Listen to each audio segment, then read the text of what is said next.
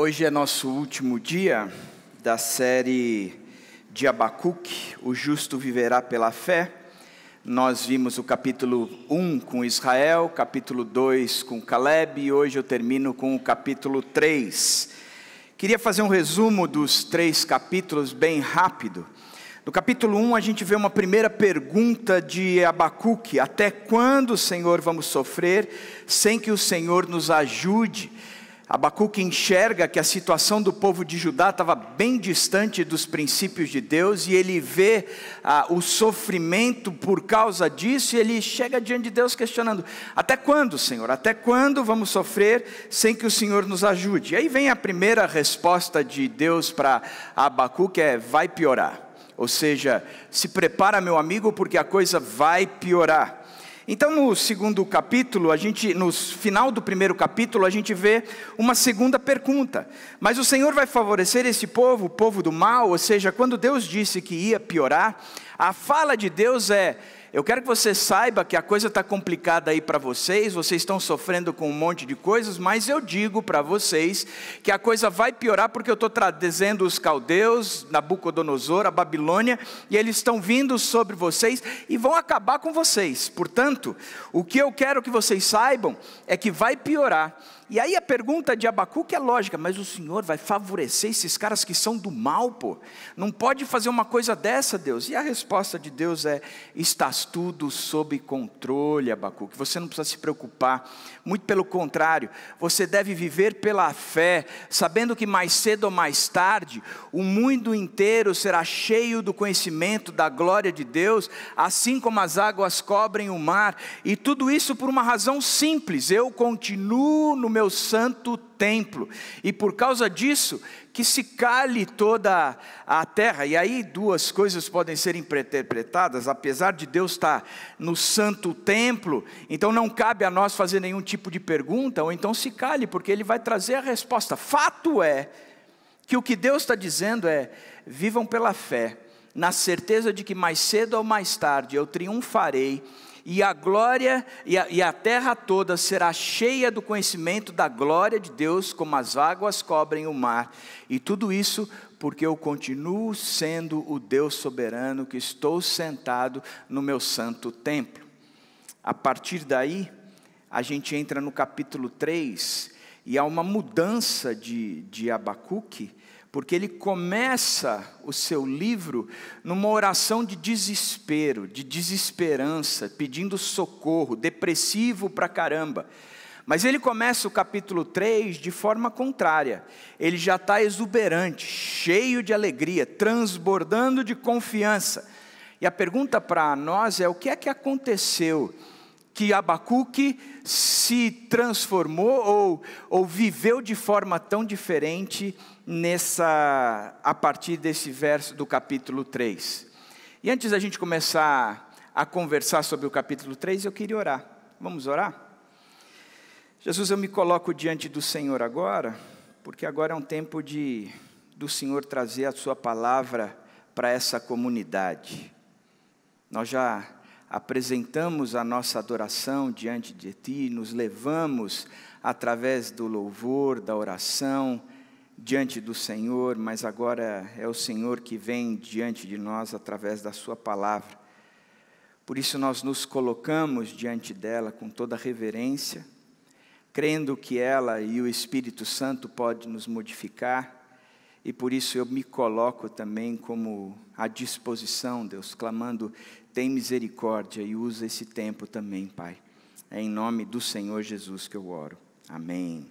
A primeira coisa que nós podemos ver nessa história toda é que o texto apresenta, no capítulo 3, ele é aberto com uma oração do profeta Abacuque, uma confissão. Abacuque começa pontuando o que ele vai escrever ali para frente. Ele diz que é uma oração e ele é uma confissão. O que isso significa para nós hoje? Significa o seguinte: a primeira coisa que nós podemos entender nesse texto é que o texto está mostrando que essa oração do profeta Abacuque, uma confissão, ela é, antes de mais nada, um salmo como você pode perceber no verso 1, uma confissão. Essa expressão, uma confissão, ela é caracterizada somente, a mesma expressão, no Salmo 7, verso 1, quando Davi diz, confissão de Davi que ele cantou. Ou seja, na mesma estrutura, como Davi escreve o Salmo 7, Abacuque também escreve aqui. E os salmos, eles serviam para nos ensinar a falar com Deus. Salmo é aquilo que, antes de mais nada, representa as orações do povo de Israel, orações feitas para com Deus. O Eugene Peterson, ele costumeiramente, acho que estou falando muito rápido, né? Ele costumeiramente trazia a seguinte afirmação, que as orações, ou os salmos, eles são orações feitas. E aí ele acrescenta dizendo que o restante da Bíblia inteira é Deus falando com o seu povo, mas os salmos é Deus falando é o homem falando com Deus. Ele apresenta essa oração, do homem falando com Deus.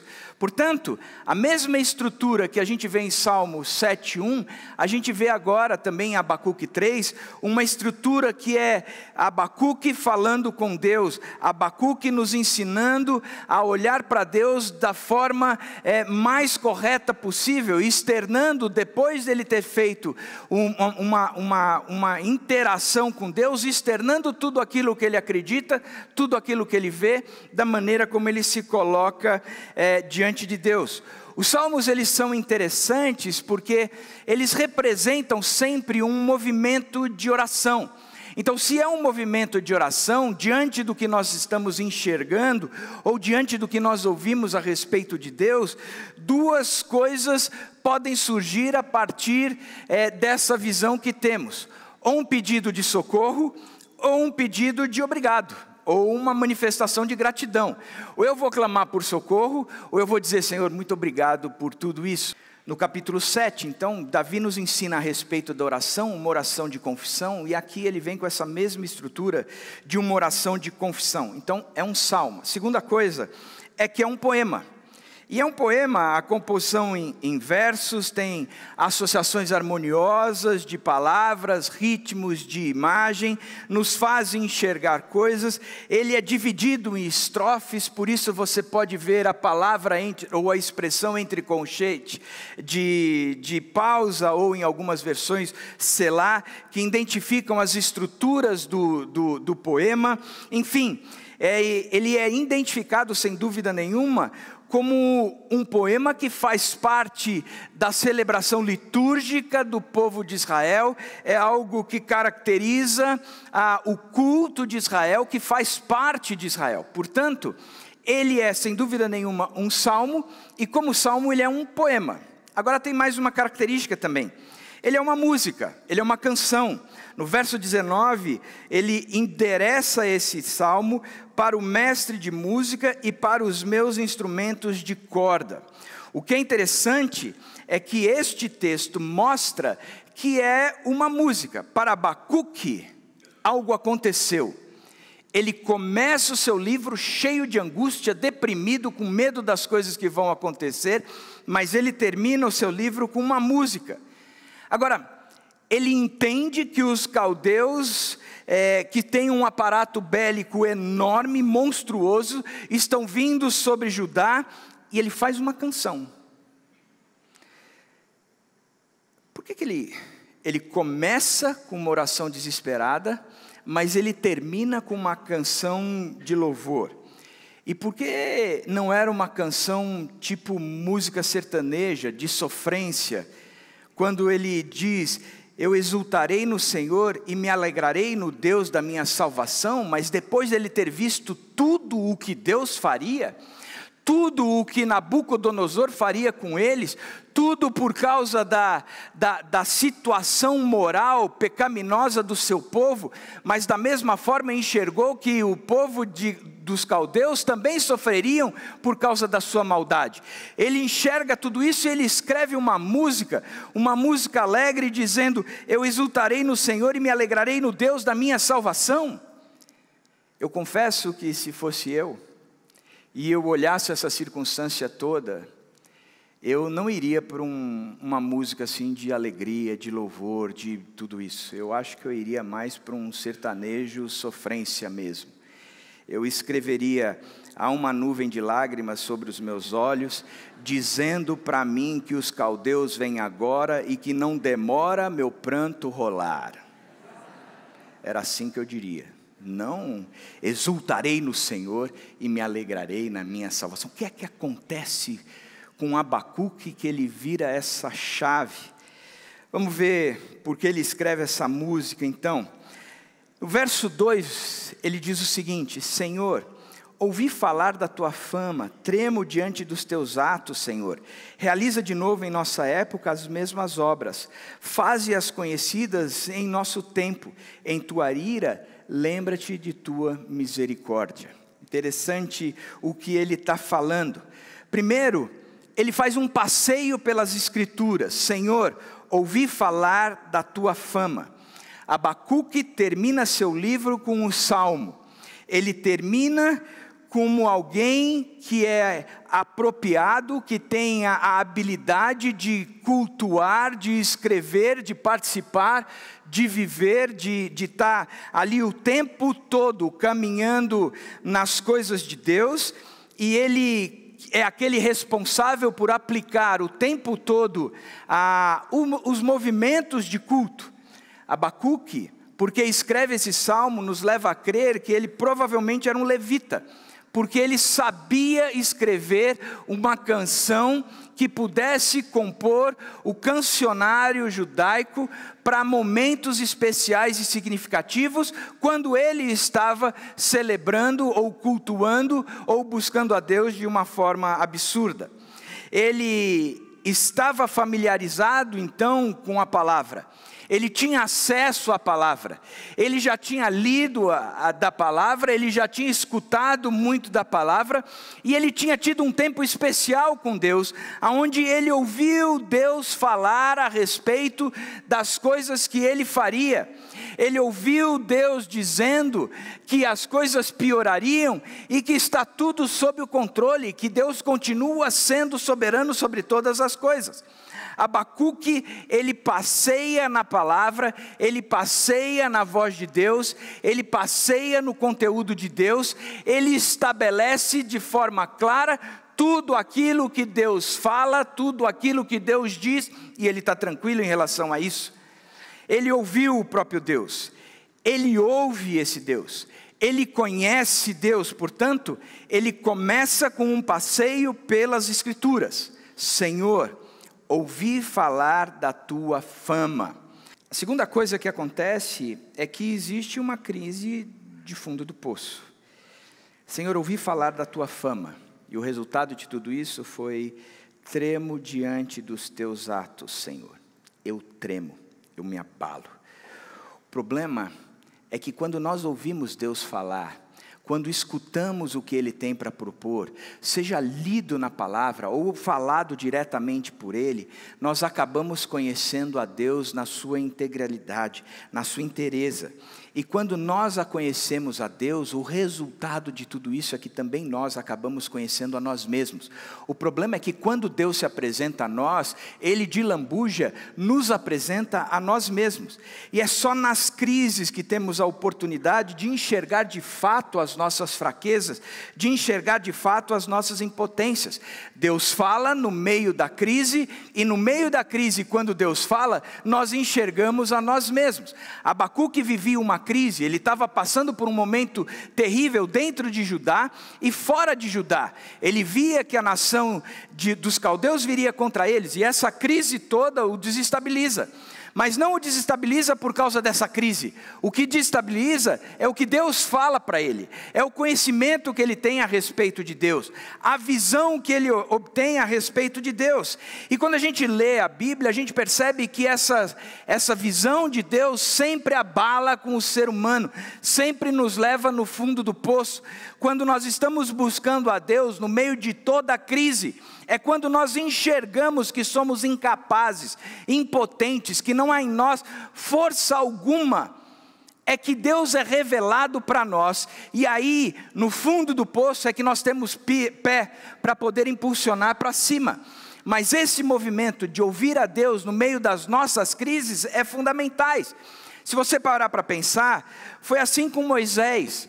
Moisés achou que o povo dele estava sofrendo muito no Egito, e ele acredita que ele é o libertador. Vai lá e separa uma briga entre um egípcio e um judeu, ele mata o egípcio, no dia seguinte ele vê uma briga entre um egípcio e um judeu e um judeu, e a crítica é severa do povo judeu. Quem você acha que você é para estar aqui liderando ou julgando ou sendo juiz entre nós, nas nossas causas?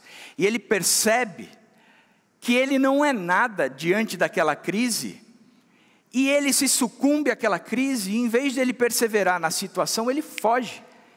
Ele abre um negócio com seu sogro, um negócio de cuidar de camelos, e fica ali no deserto durante 40 anos, cuidando dos camelos do seu sogro. Resultado de tudo isso é que no meio do improvável Deus aparece. E aí no meio de uma sarça ardente, Deus começa conversando com Moisés, dizendo: tira as sandálias dos seus pés, porque onde você está pisando é terra santa. E ela não é santa porque é uma terra abençoada, ungida com água benta, seja lá o que for. Ela é santa porque o Senhor está presente aqui.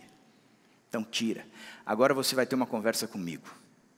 E a partir de agora, depois de você ter visto a si mesmo e visto a crise que você enfrentou, agora você vai me conhecer, Moisés. E a partir do conhecimento de Deus, Moisés se torna um dos maiores líderes da nação de Israel.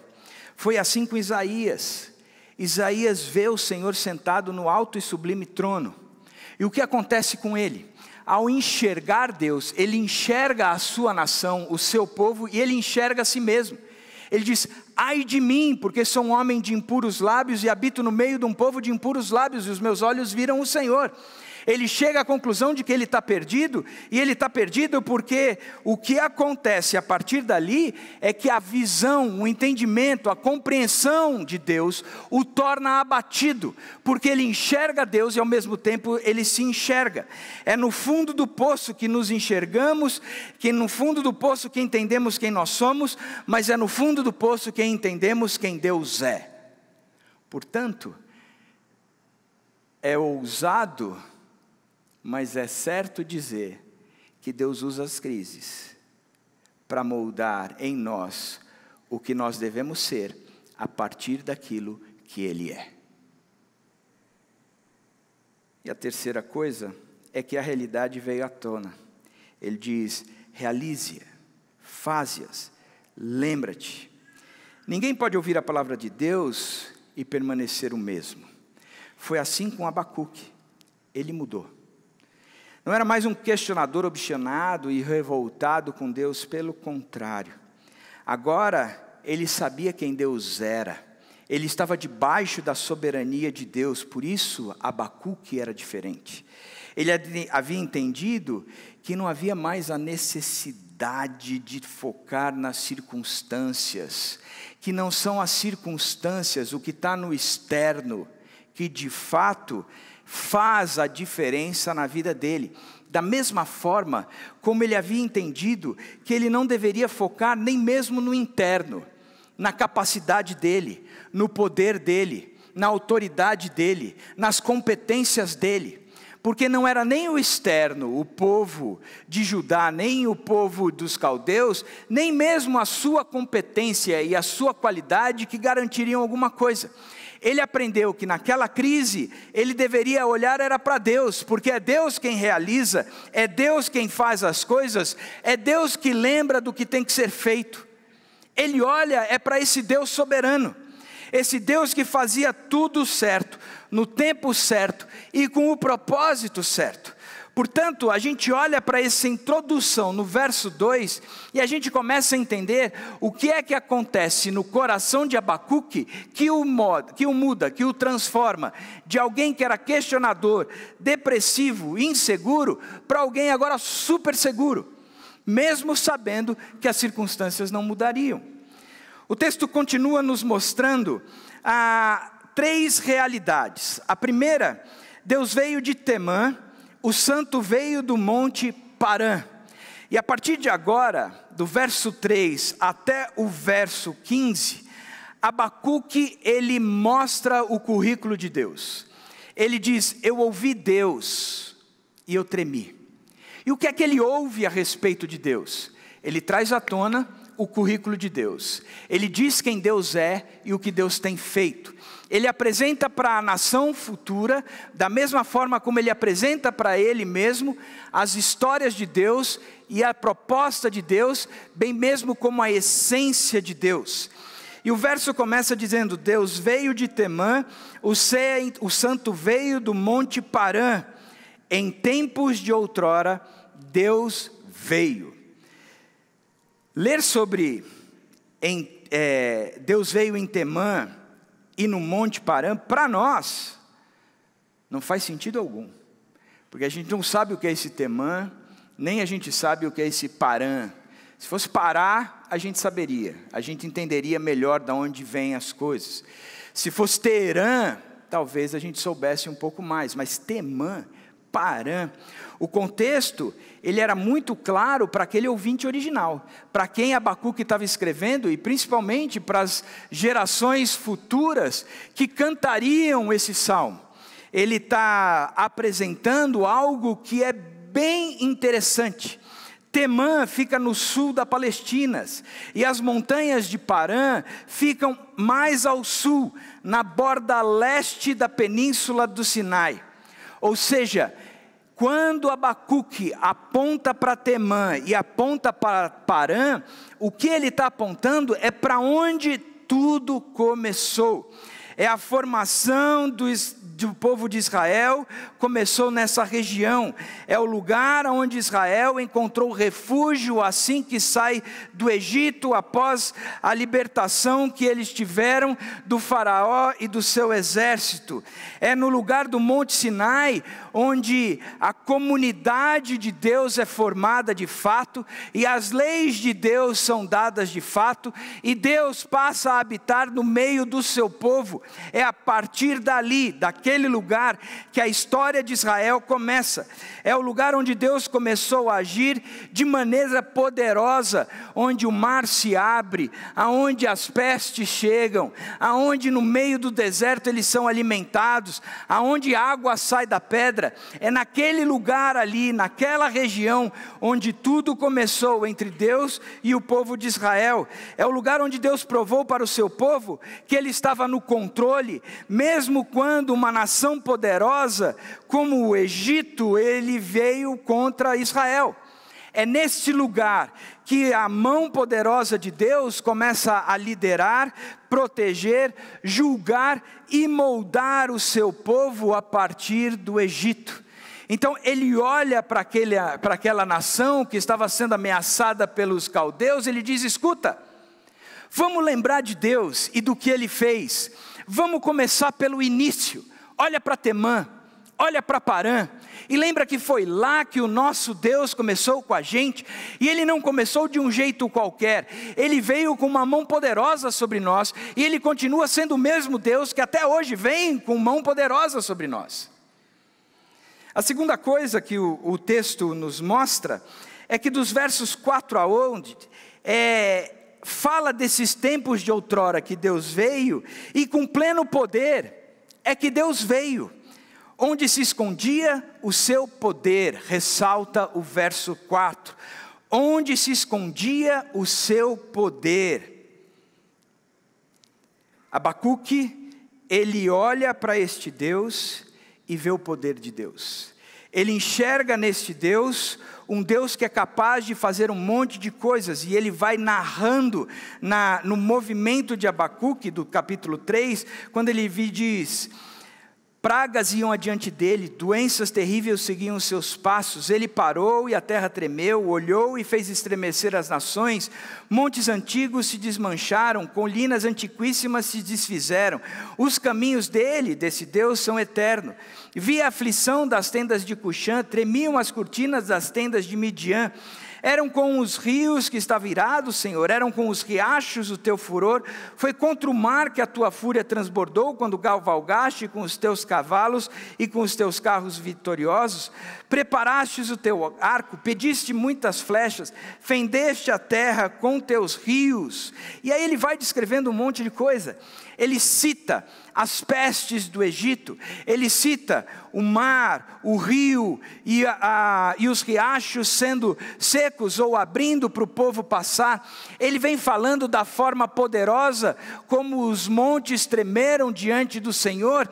Ele vem apresentando um Deus que é cheio de poder, que veio ao encontro do seu povo, e desde o início da sua história, ele continua sendo esse Deus cheio de poder. Ele é o Deus que revela no Novo Testamento, que quando Pedro estava acorrentado, pregação que fiz recentemente, Pedro estava acorrentado, e o conteúdo da história é que ele dormia, e de repente as correntes se caem, os portões se abrem, e Deus continua a libertar o seu povo, na formação do seu povo. Ou seja, não existe uma história no Velho Testamento que mostra um Deus que falha. Não existe uma história no Novo Testamento que mostra um Deus fraco. A Bíblia inteira apresenta um Deus poderoso, forte, que no decorrer da história vem mostrando o seu poder e é capaz de fazer o sobrenatural simplesmente para que a sua vontade seja feita. Mais tarde, quando o povo está já exilado na Babilônia, chega o profeta Jeremias e diz: sabe o que Deus está falando para vocês? Que Ele é que sabe os planos que tem para vocês, que são planos de paz e não de mal, para vos dar o fim que desejais. O que o profeta Jeremias ensina? Ensina que Deus está no controle e que Ele é poderoso para cumprir aquilo que Ele havia prometido. Ponto.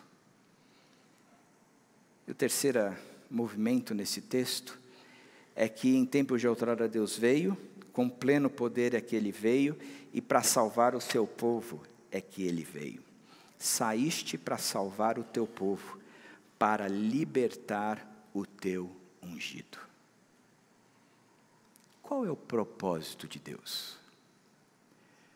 O propósito de Deus é provar que Ele é um Deus poderoso. Quando Salomão diz: há tempo para todo o propósito debaixo dos céus, na nossa cabeça, a gente está pensando que o que Deus está fazendo é promovendo que a terra o conheça e veja o seu poder.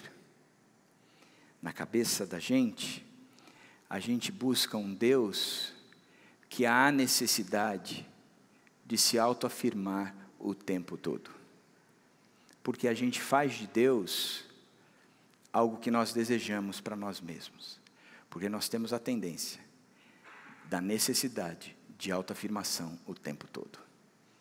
Nós precisamos mostrar que esse cara sou eu, como diria Roberto Carlos.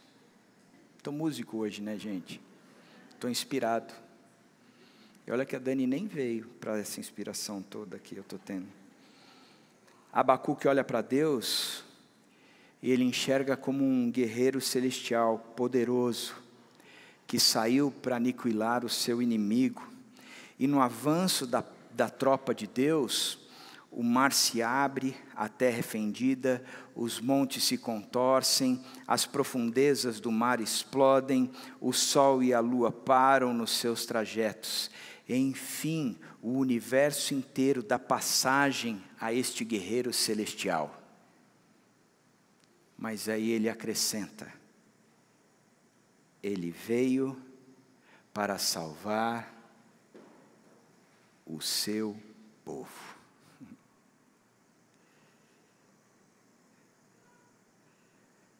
Ele veio para salvar o seu povo, para libertar o seu ungido.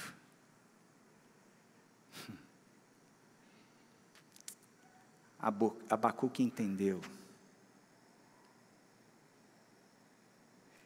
que Deus não estava preocupado com as circunstâncias.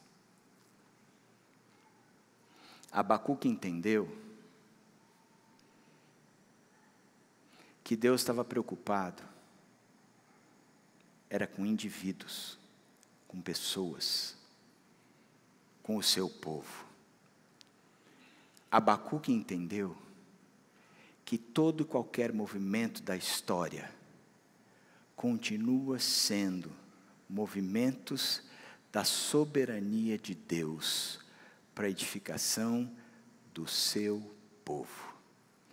Abacuque entendeu que qualquer movimento que eu e você estejamos passando, qualquer crise que nós estejamos enfrentando, Deus não está na sua soberania, na expectativa, sentado no trono, como quem tivesse com a mão no ouvido, dizendo: pede para eu mudar essa história, para eu mudar essa circunstância, clama para que eu modifique o que você está vivendo.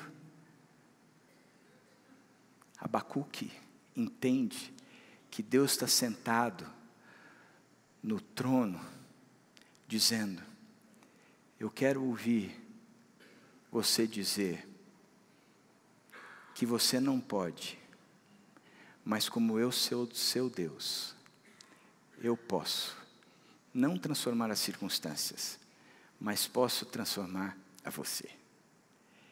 Abacuque entende que Deus está clamando, dizendo que você compreenda como Davi compreenderá mais tarde, como Davi compreendeu no passado, que ainda que você ande pelo vale da sombra da morte, Deus não vai te fazer fugir do vale da sombra da morte. Deus não vai dizer, pirlim pim pim, o que era morte se tornou vida e aquele vale você vai passar. Deus está olhando dizendo: vamos em frente, porque esse vale faz parte do projeto. Mas eu estou passando com você. E essa é a grande sacada de Abacuque. Ele olha para as circunstâncias e diz: as circunstâncias não têm valor.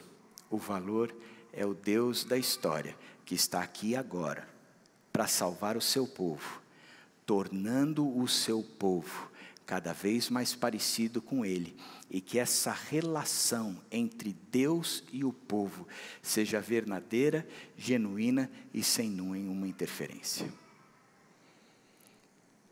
O verso 16, Abacuque diz: ouvi isso e o meu íntimo estremeceu, meus lábios tremeram, os meus ossos desfaleceram, minhas pernas vacilavam. Tranquilo esperarei o dia da desgraça que virá sobre o seu povo que nos ataca.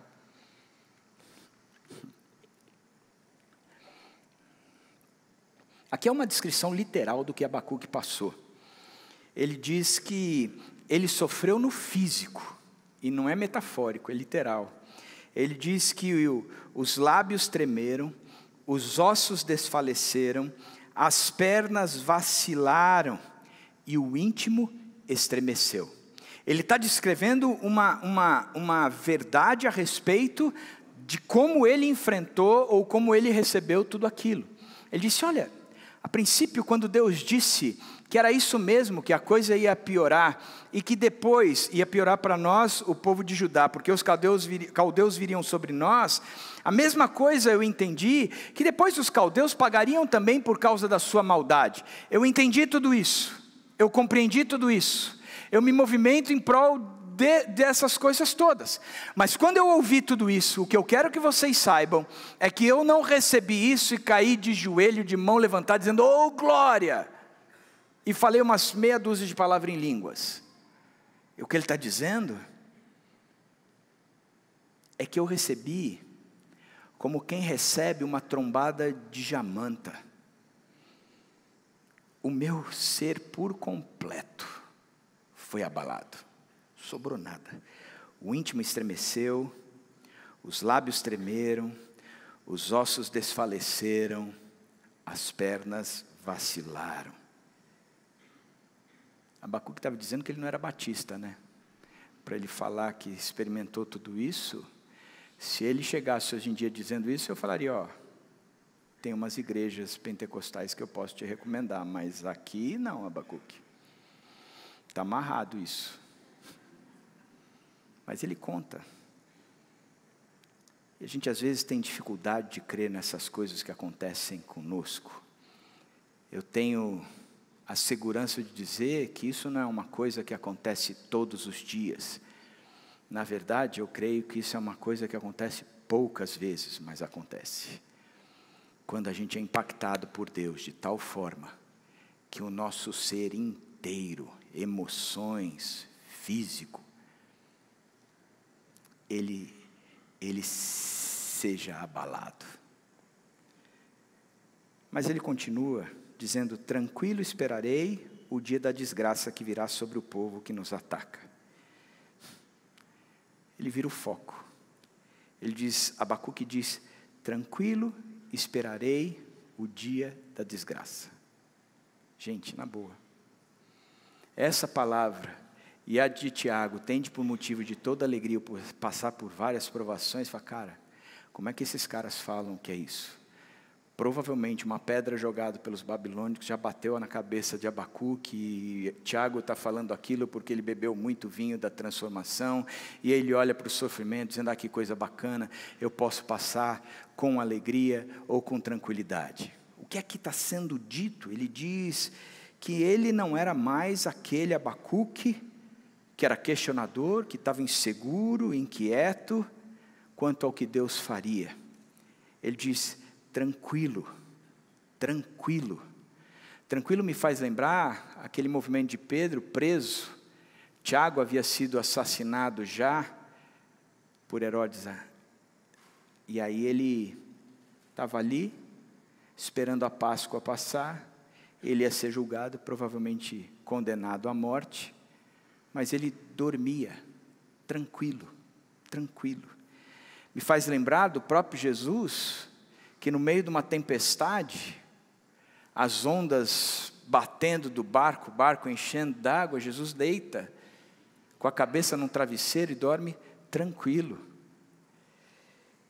A grande novidade aqui, é que Deus faz surgir uma nova pessoa em Abacuque, uma pessoa que é parecida com esse Jesus, que deita num travesseiro no meio de uma tempestade e dorme tranquilo.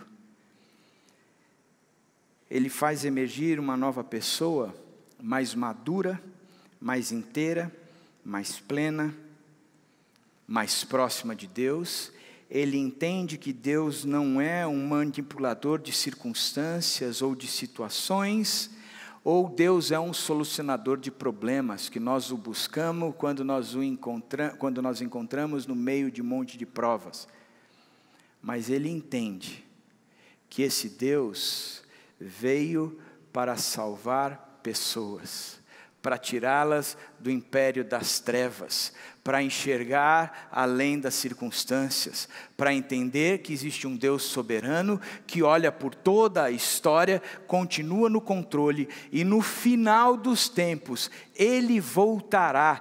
E o texto de Tessalonicenses 4, ele é lindo a partir do verso 13, porque diz que quando esse Jesus voltar, os mortos ressuscitarão primeiro, e os vivos se encontrarão com Jesus, ou seja, ninguém vai cruzar essa linha de chegada sozinho, é o povo de Deus que vai passar por essa linha de chegada, porque o nosso Redentor vive e transforma não as circunstâncias, mas transforma um povo perdido, baseado e alicerçado em circunstâncias, que sempre acha que pode e pode resolver, mas vê que nada pode, e se entrega ao Deus da história, e é transformado por esse Deus, de alguém perdido em alguém totalmente redimido, salvo pelo sangue do Cordeiro, aonde o pecado não habita mais, e ele se vê livre para ser como o Cordeiro.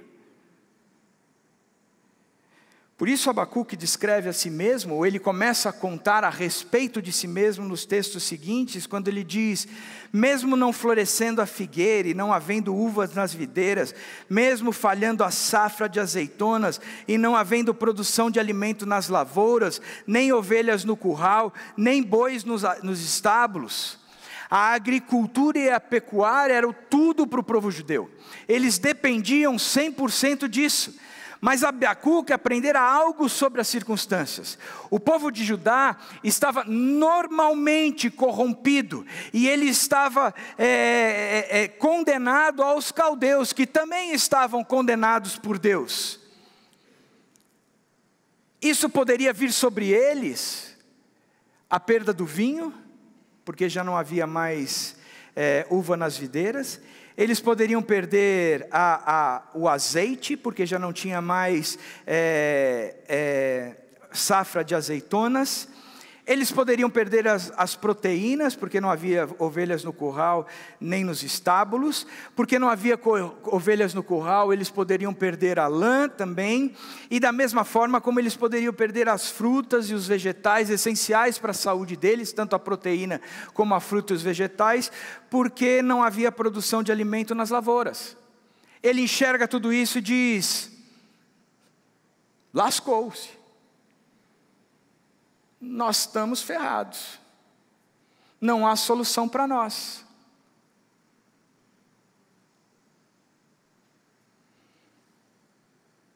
Eu perdi meu emprego, eu recebi um diagnóstico de câncer,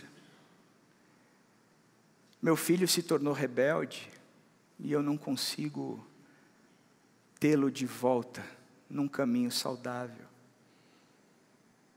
Eu fiz uma besteira no meu empreendimento, e eu estou todo complicado. A minha fonte de renda, ela secou, porque eu fiz uma aplicação que não trouxe o resultado que eu esperava. O Lula foi eleito, o Bolsonaro foi eleito, a minha esperança se foi.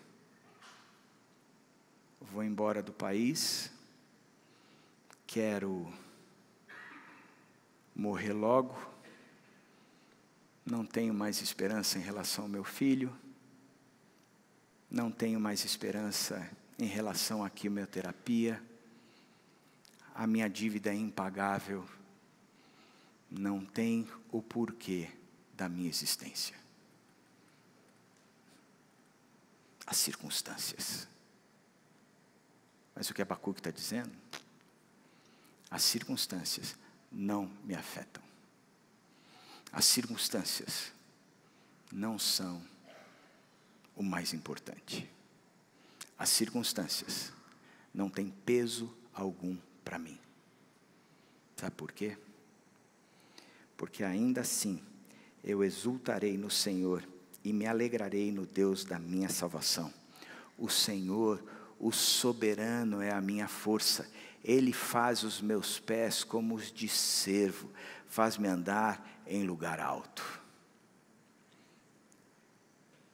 Ele diz que a alegria além das circunstâncias. Aquele sujeito que começa um livro com uma oração deprimida, porque o povo estava perdido e ouve de Deus que uma nação maldosa, terrível viria sobre eles, termina o livro dizendo: há alegria além das circunstâncias. A alegria dele, ele não estava num celeiro cheio ou numa nação blindada contra os inimigos mais poderosos, mas a alegria dele estava numa pessoa, no Deus verdadeiro, no único e poderoso Deus. Ele começa o livro deprimido, mas ele termina radiante, porque ele conheceu Deus de forma pessoal. A segunda coisa é que ele afirma que é uma confiança inabalável. O Senhor, o soberano, é a minha força. Ele faz os meus pés como os de cero e faz-me andar em lugares altos. Ele não dependia da agricultura nem da pecuária. Mesmo que tudo isso acabasse, ele estaria confiante de que o Senhor estava no controle. Ele não olhava as circunstâncias. Não, eu olho o seu poder. Estou musical hoje, não estou, gente? Ele tinha isso bem claro na cabeça dele. Ele não fugia dessas coisas. Pelo contrário, a confiança dele não estava na provisão, mas a confiança dele estava no provedor. Que Deus! Que Deus! Que se apresenta a nós além das circunstâncias, que se apresenta a nós acima das dificuldades, que diz as circunstâncias estão aí, sabe para que elas servem? Elas servem para te tornar mais dependente de mim, elas servem para que a nossa amizade seja aprofundada, elas servem para que você se conheça, mas que também você me conheça, e nós estamos no meio dessas circunstâncias todas, entendendo que as coisas cooperam para o bem daqueles que amam a Deus, não porque as circunstâncias trarão coisas boas, mas é porque nessas circunstâncias nós nos conhecemos, nós nos tornamos íntimos.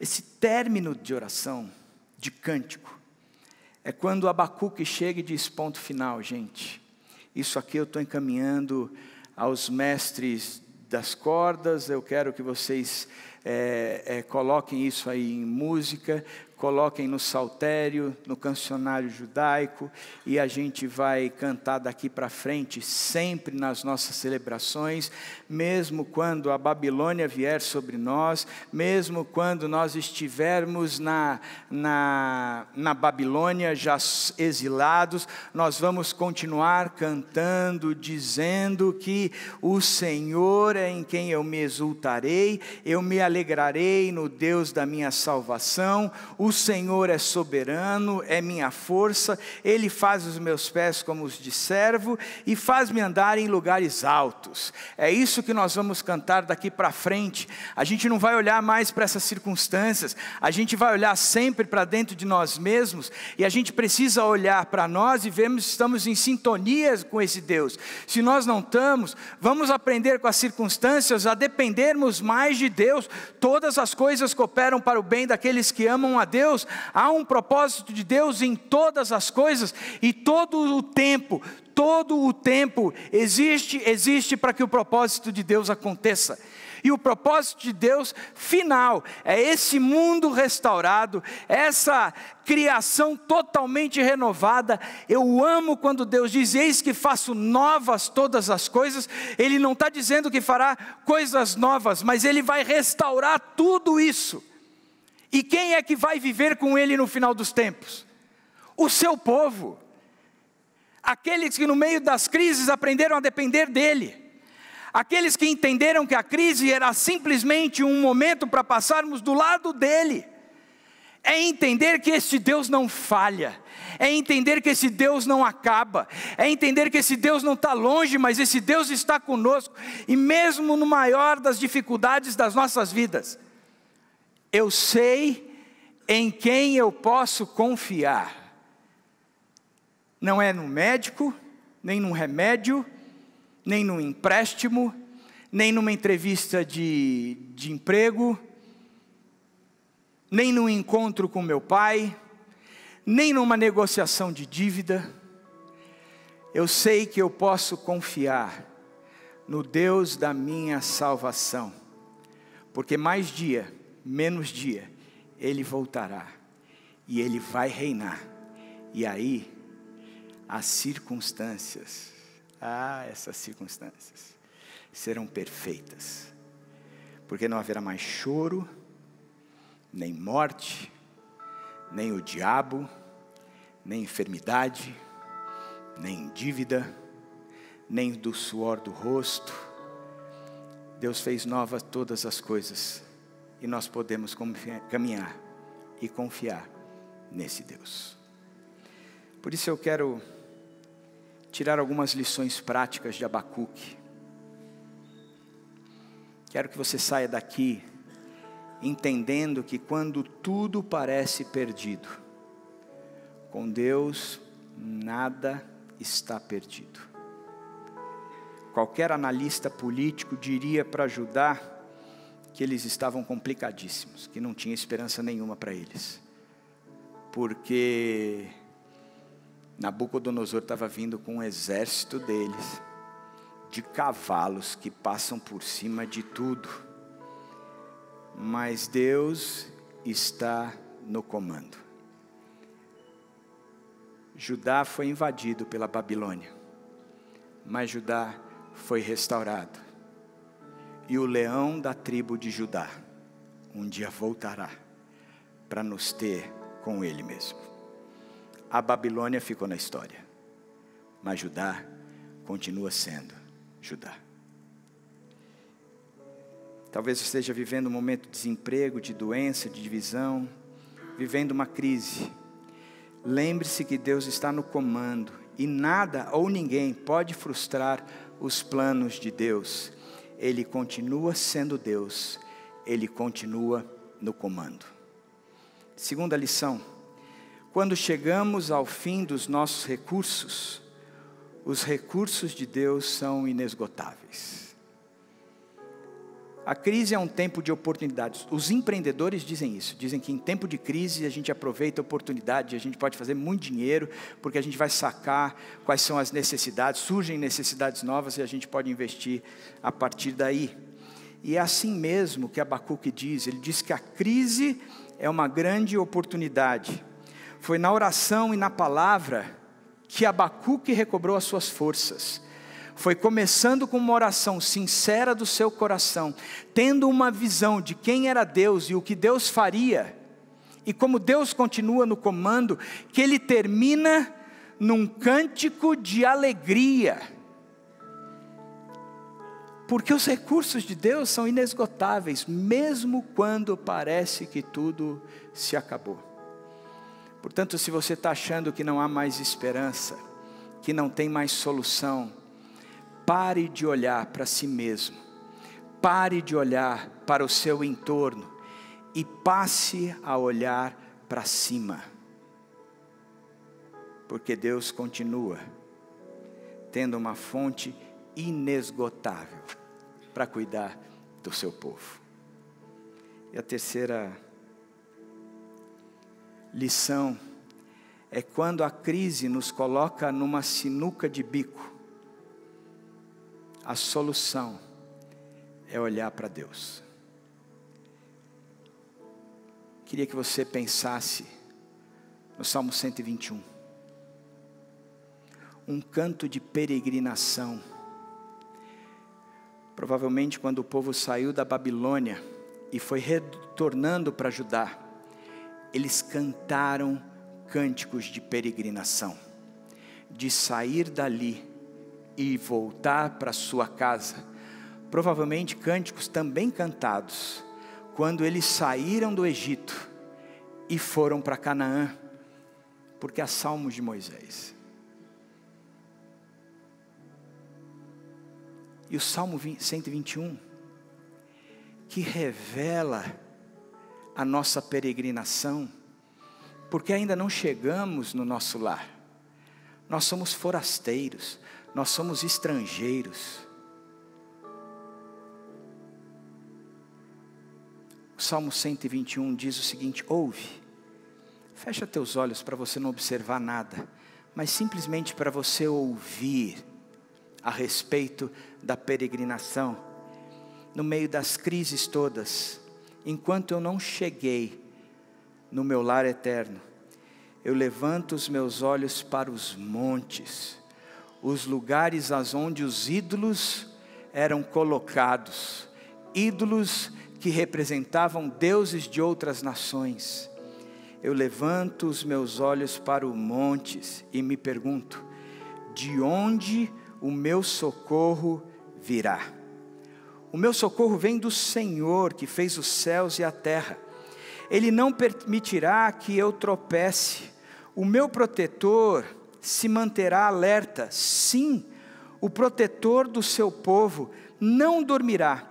Ele está sempre alerta. O Senhor é o meu protetor, como sombra que o protege, Ele está à sua direita. De dia o sol não o ferirá, nem a lua de noite. O Senhor protegerá de todo mal, protegerá a minha vida. O Senhor protegerá a minha saída e a minha chegada, desde agora e para sempre. Ele protegerá a minha saída e a minha chegada.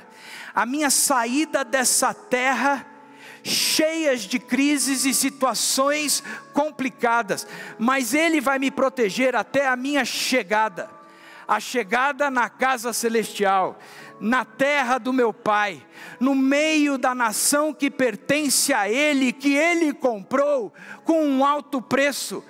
Não foi com ouro nem prata, mas esse Jesus nos comprou com o seu precioso sangue derramado naquela cruz, nos dando a liberdade, o direito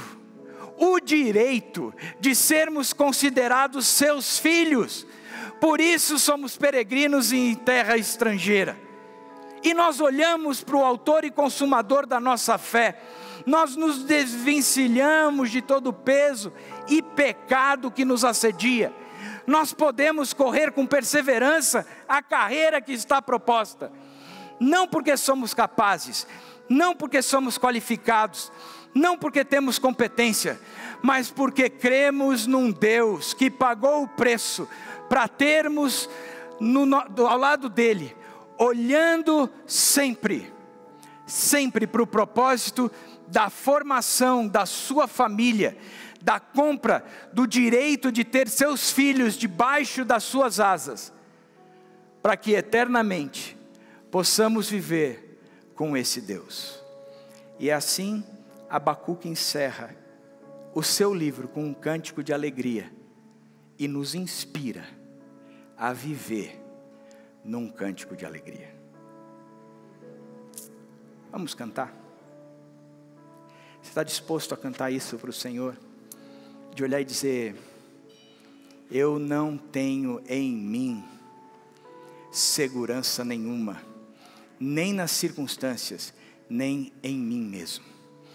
Eu não trago para mim responsabilidade alguma, nem nas circunstâncias e nem em mim mesmo. Porque ainda que a figueira não floresça, ainda que o fruto da oliveira acabe, ainda que não haja fruto na vide, ainda que a produção de verduras e legumes acabem, ainda que as ovelhas e os bois sejam arrebatados do curral, eu me alegrarei e exultarei no Deus da minha salvação. Vamos cantar?